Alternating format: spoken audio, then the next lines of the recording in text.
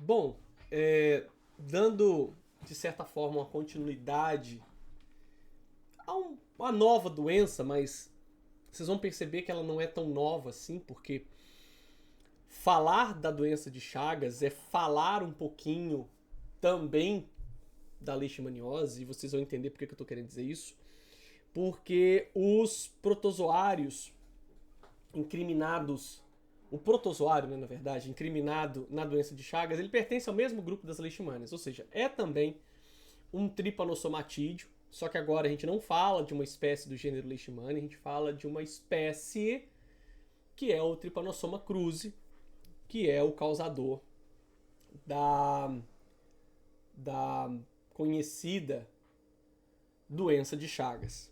E eu começo um pouco essa história com esse cidadão aqui, ó, Charles Darwin, porque na sua passagem pelo continente sul-americano, ele foi picado por um hoje conhecido barbeiro, né?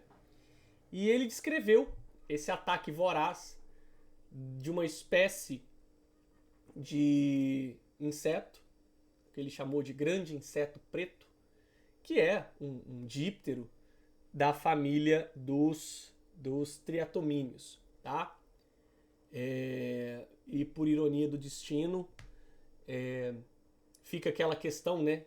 Se aquele inseto, aquele grande inseto preto que Darwin, que picou Darwin, era de fato um barbeiro competente para a transmissão da doença de Chagas. Porque às vezes a gente.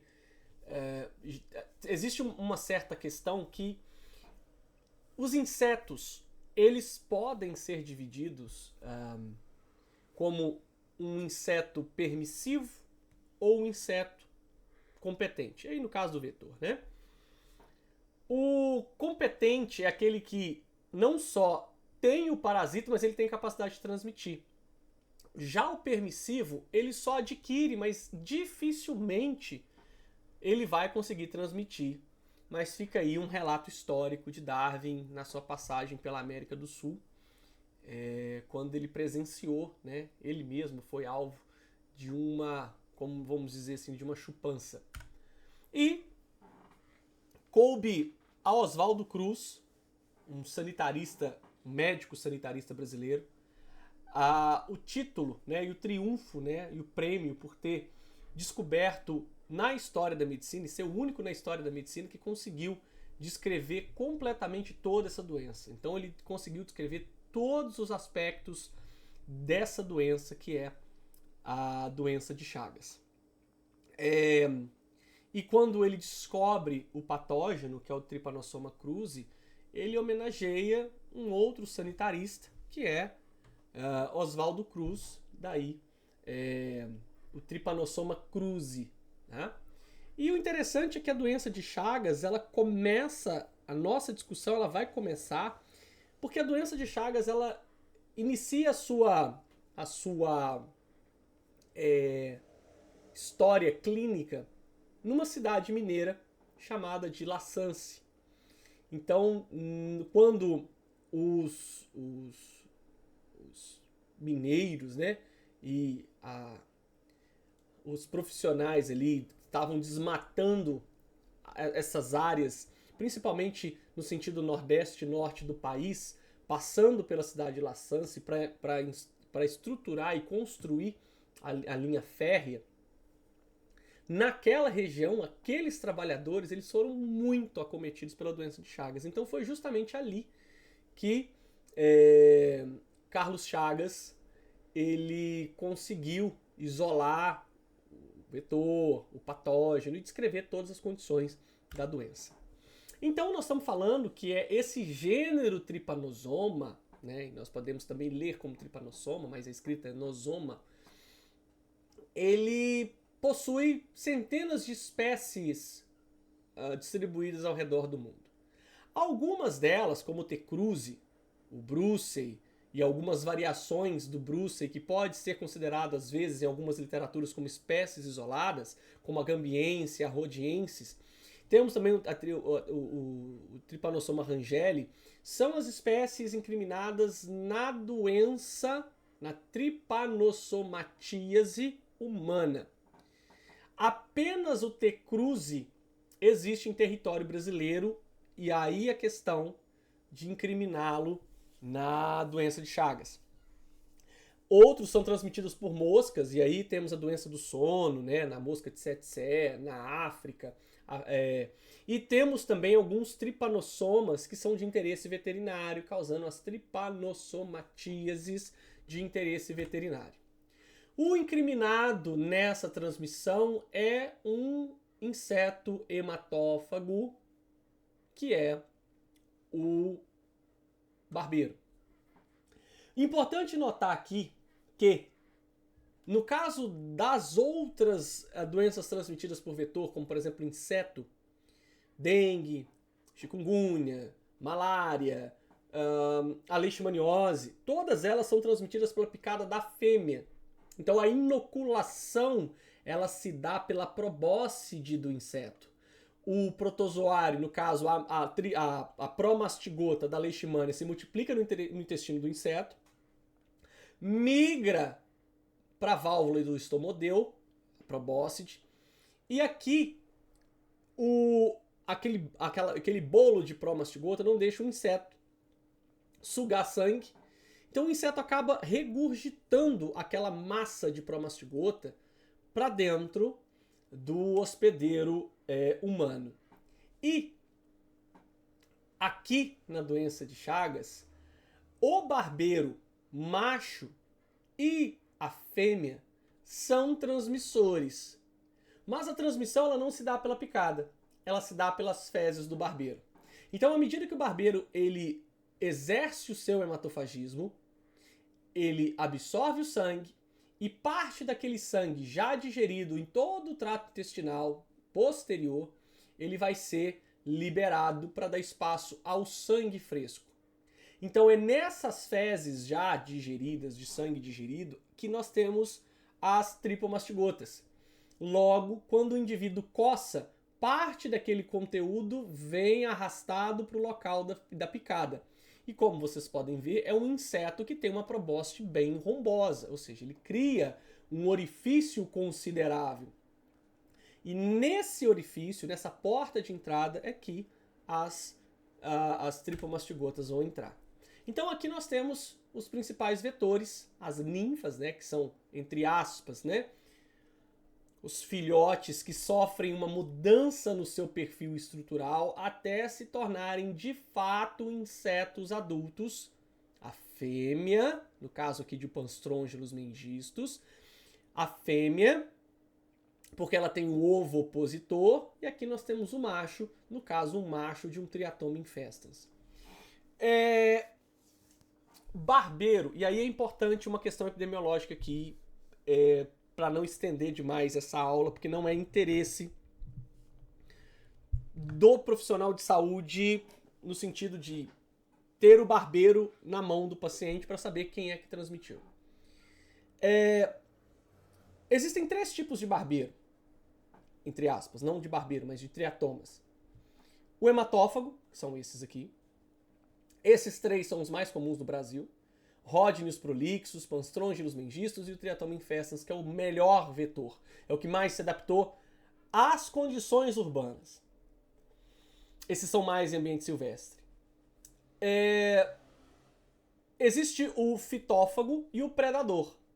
O predador ele é fácil de diferenciar porque ele tem as patas muito densas, grandes, parecendo que literalmente ele fez academia. Mas o fitófago, ele tem uma leve semelhança, mas a diferença básica é que ele tem uma pata muito pilosa. Só que na dúvida, como nós leigos não sabemos diferenciá-los corretamente, para nós tudo é barbeiro. Esses têm hábitos noturnos. Porém, se o ambiente imita um ambiente noturno, eles também podem atacar. Na luz do dia, pregado no muro, não será possível encontrar o barbeiro, tá? Porque vocês vão ver lá na frente, porque era uma questão de moradia. Tá? Então essas casas de barro, as casas de pau a pique, onde nesses barros você tem umas fendas por onde o barbeiro pode entrar. Então quando você molha esse barro e tira esse barro da casa, você vê as fezes do barbeiro na parede, você vê os barbeiros no interior dessas fendas. Então, guardem que aí um dos critérios de prevenção é melhoria da condição de higiene, não de higiene, mas de moradia. Então, uma questão de alvenaria. A gente tem um ciclo de transmissão que ele é doméstico, tá? Onde nós temos animais domésticos, homem, vetor, animal doméstico, homem, vetor.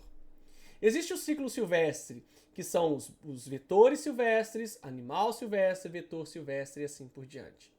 E a gente tem um ciclo paradoméstico, que é quando nós temos uma moradia próxima a uma área silvestre, e aí fica muito difícil a gente separar esse peridomicílio, porque ele pode ter 1 metro, 10 metros, 100 metros, 1 quilômetro, mas esses animais silvestres transitam próximo ao ambiente domiciliar.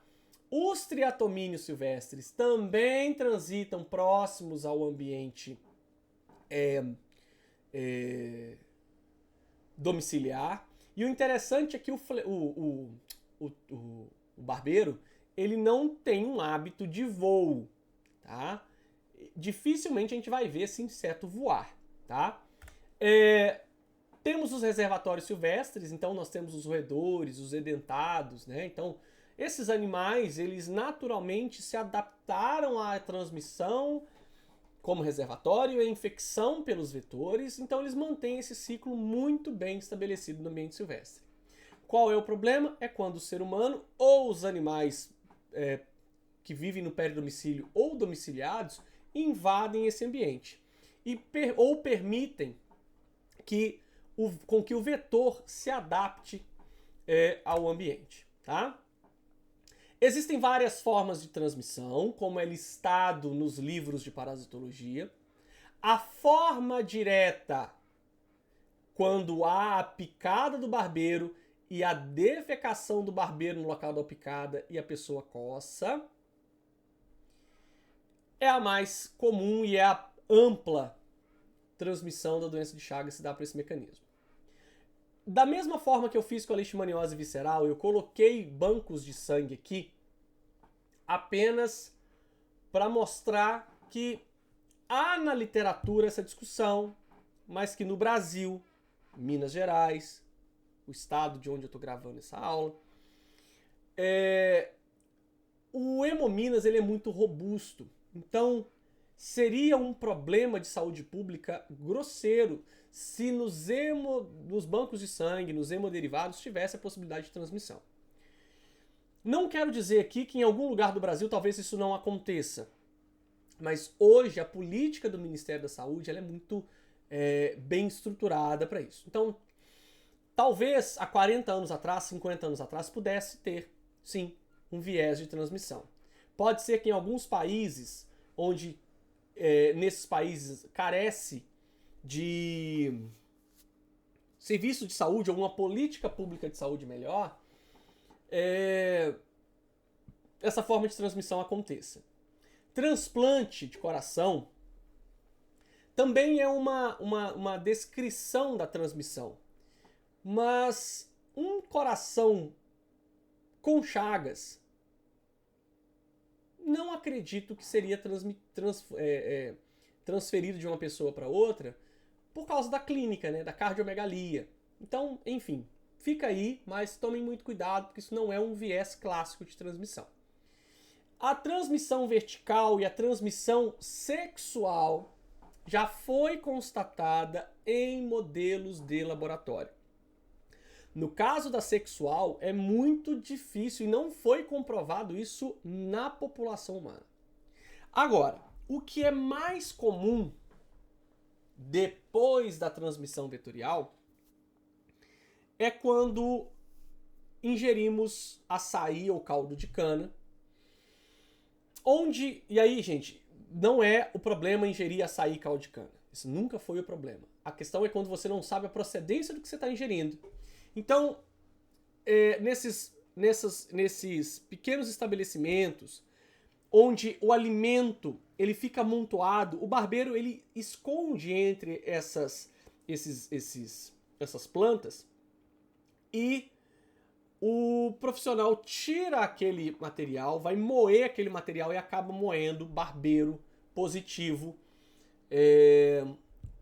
para doença de Chagas. Então não é raro, se vocês pausarem o vídeo e abrirem uma plataforma de busca e buscarem assim, doença de Chagas, transmissão por alimentos, por cana, vocês vão ver muitos trabalhos científicos mostrando essa questão.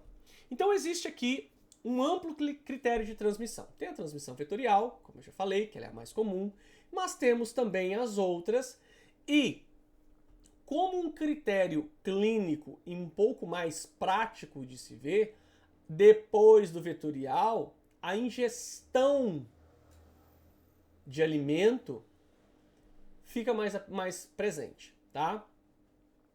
Leite materno, não é descrito isso hoje, tá? Isso é um viés muito antigo, tá? Principalmente alimentos contaminados com fezes de barbeiro ou, de fato, o próprio barbeiro, tá? Na questão do canibalismo, isso é questão remota de outras tripanosomatíases em ambiente africano, tá? Então, essas outras são mais raras pela nossa política pública e o coito entra naquela questão de experimento em laboratório. Então, o que eu quero ver? Se é um parasito sanguíneo, né, ou que parte do ciclo biológico do parasito, e vocês podem observar que eu não estou entrando muito em detalhes nas formas, no caso da leishmaniose, promastigota e amastigota, e aí, promastigota inseto, amastigota humano. Porque interessa pra gente a clínica e o diagnóstico com a mastigota, aqui na doença de Chagas, eu tenho as tripomastigotas metacíclicas no inseto, eu tenho as amastigotas no indivíduo, e eu tenho a tripomastigota sanguínea. Essa fotografia aqui são hemácias. E aqui estão as tripomastigotas. Então, protozoário flagelado, ele tem um kinetoplasto, que é esse núcleo aqui, ó, tá? Ele pode ter plasmídio também. E o interessante aqui é que esse teste é um teste muito rápido, que pode ser feito em área de transmissão. Então, essa é a técnica da gota espessa, ou seja, você pinga uma gota do paciente na lâmina e você esfrega a outra lâmina, esfregando, arrastando ou tornando espessa essa gota, e você quer ver as tripomastigotas, tá? Então, aqui nós temos uma pequena parte do ciclo. Obviamente que se essa mesma aula ela fosse dada para o curso de Ciências Biológicas, eu precisaria ter um outro viés aqui, tá? Um outro viés. Mas, para a área da saúde, o que a gente precisa entender é a clínica, para que essa clínica possa ajudar no melhor tratamento. Então a gente tem a entrada no tubo digestivo pelo repasto sanguíneo, quem entra? Tripomastigota sanguínea. No intestino médio do barbeiro, tá? Então aqui um barbeiro sem alimento. Então percebam o tamanho do barbeiro, tá? Então aqui 1 centímetro de área, então percebam o tamanho desse inseto, tá? Alguns podem chegar até 6 centímetros, tá? No intestino médio do barbeiro, ele começa a se dividir, a se multiplicar, e para que ele sobreviva naquele intestino do inseto, que é um ambiente adverso para ele, a forma de multiplicação do inseto são as epimastigotas. Quando essas epimastigotas já se multiplicaram o suficiente, ter um N suficiente, elas migram para o intestino posterior, onde novamente no intestino elas se transformam em tripomastigotas metacíclicas, que são as formas contaminantes para o hospedeiro humano, tá? Então, após a inoculação, há a penetração dessas tripomastigotas em macrófagos e miócitos, que é onde vai acontecer toda a parte de clínica da doença por causa da invasão do tecido muscular. É justamente essas células, os macrófagos e os miócitos, que conseguem dar a capacidade ou permitir que as tripomastigotas sobrevivam e se multipliquem. Então, basicamente, os miócitos permitem a entrada por receptores específicos e os macrófagos, internamente no macrófago, os vacúolos parasitóforos também permitem a multiplicação dessas tripomastigotas. Como clínica para a doença de Chagas, nós temos a fase aguda e a fase crônica. O tratamento ele funciona melhor aqui na fase aguda. Já na fase crônica, que é um longo caminho de desenvolvimento, o tratamento não é tão funcional. Então, se nós não diagnosticarmos a doença na fase aguda, esse paciente ele vai entrar numa janela. Pode-se dizer numa janela imunológica? Pode-se dizer numa evasão do parasito ao sistema imune? Podemos. Mas fato é que dessa fase para essa fase, o intervalo médio são 10 até 15 anos. Logo, a nossa anamnese, o exame físico aqui, até os exames laboratoriais, eles têm que pegar a doença aqui para eu ter mais possibilidade de cura. Porque na fase crônica, muitas vezes eu não tenho mais a presença do parasito. Eu tenho a consequência de uma lesão provocada pelo parasito na fase aguda, tá? Então, a forma aguda, que pode ser aparente ou inaparente, no caso da aparente, 85% dos casos, em crianças menores de 10 anos. A fase crônica aparente demora aproximadamente 10 anos. E quais são as fases crônicas? Digestiva, cardíaca, tá? Então, a fase aguda aparente é onde nós vamos ter ali a boa parte dos casos. Uma boa parte dos casos. Mas a inaparente, ela é inaparente porque nós temos sintomas inespecíficos. E elas também representam uma parcela considerável dos casos. Como a gente pode ver, aqui está o olho de um paciente e aqui está o barbeiro exercendo hematofagismo. Aqui nós temos um triatoma infestas. Então, quais são os sintomas clássicos da forma aparente? Febre, sinal de porta de entrada, ou seja, processo inflamatório local, edema, linfonodomegalia e hepatosplenomegalia, meningoencefalite. Porém, na doença de Chagas, existe um sintoma clássico que é o diferencial da doença. Se para a leishmaniose tegumentária eu tenho a ferida clássica,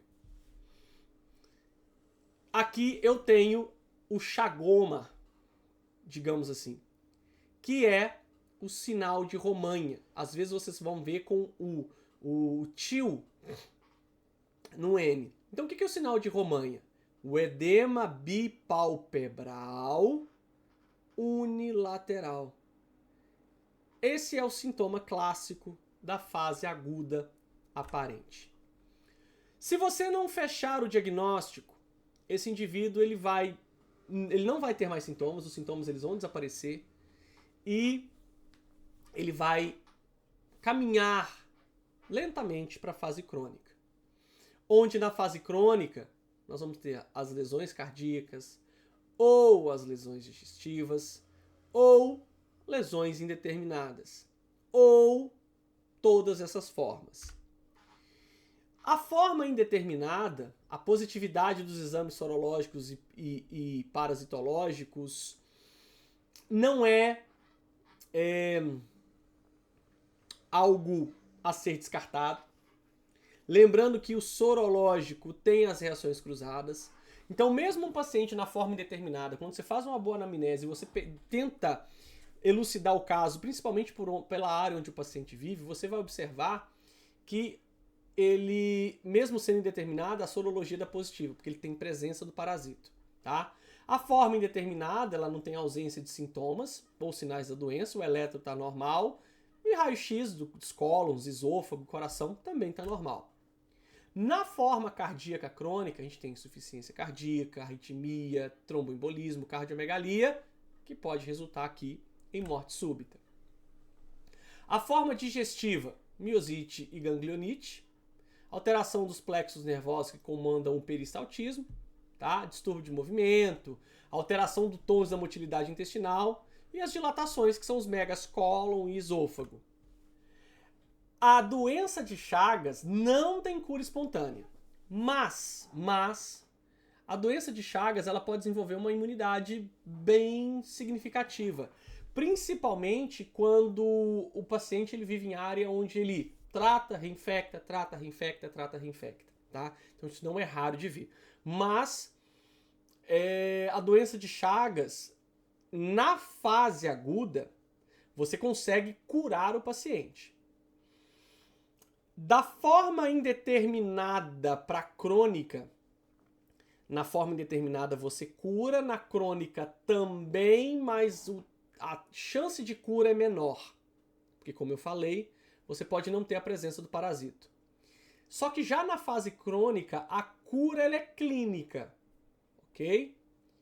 E às vezes, tá? Nas fases de transição ali da indeterminada já para crônica, o tratamento não consegue matar todos os tripanosomas, ou na verdade o tratamento não é tão significativo, por causa que o parasita ele já está invadido no tecido. Então muitas vezes o tratamento ele é, digamos assim, apenas para controlar o parasito, tá? Então existem alguns testes rápidos. O esfregaço de sangue periférico é o mais fácil de se fazer e o mais rápido, tá? Existem os testes sorológicos ELISA e imunofluorescência, que são bons, mas são indiretos. Podem ter reação cruzada. A hemocultura entra naquele viés de demorar, ser mais utilizado para resistência ao tratamento, para entender a resistência ao tratamento e também para testes de novos alvos medicamentosos, com novos alvos medicamentosos. Pesquisa de DNA e o xenodiagnóstico. E para quem está vendo essa aula pela primeira vez, e para quem não tem contato com essa palavra xenodiagnóstico, essa é uma criancinha, tá? O que eu posso dizer sobre ela? Que ela tem Chagas. Por quê? Edema bipalpebral unilateral. Esse aqui é o chagoma, tá? O xenodiagnóstico consiste em pegar barbeiros em criadouros, né, que não estão infectados, colocar o barbeiro para sugar sangue da pessoa e depois ver se o barbeiro está parasitado. Então, eu só vi até hoje o xeno sendo feito para pesquisa. Tá? Na prática, eu acho que é pouco funcional, porque até mesmo a nossa política de saúde ela não permite você transitar por aí com vetor. Porque pode acontecer algum acidente, esses vetores serem espalhados. Então aqui pausem o vídeo, porque aqui está um resuminho das fases da doença e o que em cada uma das fases nós pedimos e por quê, e o que a gente quer avaliar, o que a gente quer detectar e o que seria um alvo mais sensível. Percebam que na fase aguda você tem um exame microscópico, na crônica não, porque muitas vezes você não tem a presença do parasito ali mais, tá? O tratamento ele é feito com Nifurtimox, mas ele não é mais utilizado no Brasil, tá? Ele é utilizado nos Estados Unidos, na Argentina, no Canadá. Ele era um tratamento preconizado no Brasil. Então, muitos livros de parasitologia trazem o Nifurtimox. O mais utilizado no Brasil é o Roxagan, que é um benzonidazol. Tá? O tratamento, tá? Ele trata o paciente de forma bem funcional na fase aguda, mas ele é ineficaz na crônica. O tratamento ele é demorado em até 60 dias, tá? E os efeitos colaterais estão associados à toxicidade da pessoa frente à droga ou à quantidade de droga que está sendo infundida. Então a dose média é de 5 a 7 miligramas por quilo dia no tratamento da doença de Chagas, tá? Então, o Roxagan, ele funciona em todas as fases, de novo, melhor aqui, e tendendo a ser ineficaz e quase completamente ineficaz aqui, tá? Quem trata, e principalmente quem usa marca-passo, eco, e eletro, tá? E os exames de imagem para ver as dilatações dos órgãos do trato digestório, principalmente esôfago e cólon, tá? E uma ação preventiva, tá? Como eu disse anteriormente, se você entende um pouco da doença, é a mudança da condição de habitação. Só que o Triatoma infestan se adaptou a essa moradia aqui. Uso de telas, cortinados. É discutível o uso de inseticida. Então, ali no Vale de Jequitinhonha, do Mucuri, essas áreas ali, divisa do estado de Minas com a Bahia, é muito comum a gente ver profissional desses controles de zoonoses com níveis altíssimos de inseticidas no sangue. Porque eles, às vezes, não têm proteção, estão numa área endêmica e eles levantam esse borrifador e acabam respirando parte dessa droga. Então, alguns locais, eles pararam de usar inseticida, tá? Porque antes usava inseticidas muito tóxicos e tudo mais, tá? Eu coloquei aqui melhoria da condição higiênica, porque vocês podem encontrar algumas literaturas que dizem que pessoas que tomam banho conseguem ficar livre da picada de inseto. Isso vale para dengue, vale para leishmania, vale para doença de Chagas. Já vi isso muito em material educativo. Não sei o real sentido disso, ou se realmente... Então, se alguém tiver aí alguma experiência, deixa aí no comentário aí, até pra gente começar a entender um pouco melhor isso. Então, não sei o que o suor faz de atração. Eu acho que é uma questão muito mais do tipo sanguíneo do que suor, se a gente puder fazer essa análise, tá? E esse foi um breve resumo da doença de Chagas, mas um resumo mais clínico, tá? Compartilhe o vídeo, deixa aí o like, tal, curta aí, se inscreva e valeu. E daqui a pouco tem um pouco mais. Um abraço.